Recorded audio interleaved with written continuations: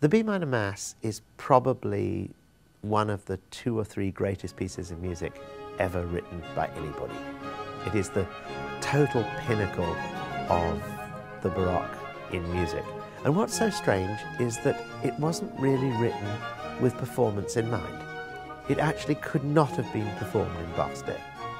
For religious reasons, he was a Protestant writing a Catholic Mass, and there was nowhere to perform it. He could do the first 2 movements, the Kyrie and the Gloria. It's possible they were performed in Dresden, but who knows? That's the only 2 bits of the Mass that could be done by Protestants. And he sent a set of parts with it. We don't know if they were ever used. I think it's slightly unlikely because they've got mistakes in them.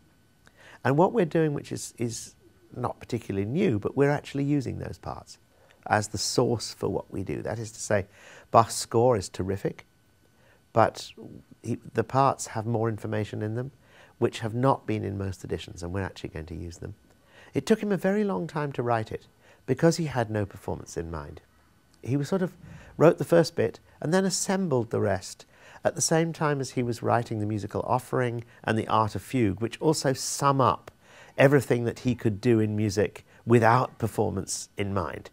In fact, some of the musical offering and things are actually unperformable. They're canons which exist only in the mind or on paper. This is a performable piece, but it exists in all its glory just as well on paper as this absolute monument to Bach's art of counterpoint, of aria, and let's be absolutely honest about it, his deep religious faith, which transcended the Catholic-Protestant divide, clearly, since he could write a Latin Mass. One of the things that's wonderful when you hear the B minor Mass on original instruments is the colour. The natural trumpets, which have this very brazen sound. It's the sort of trumpets that you see angels play in paintings. We won't have any clouds, but if you imagine our 3 trumpets are on clouds, then that's the sound you get.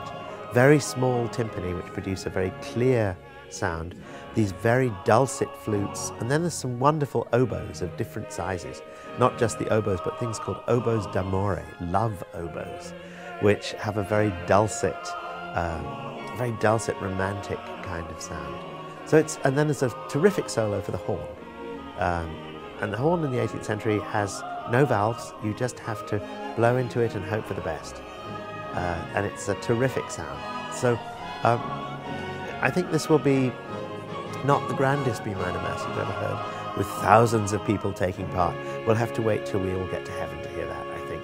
But this will be one that will, I think, lift your spirits.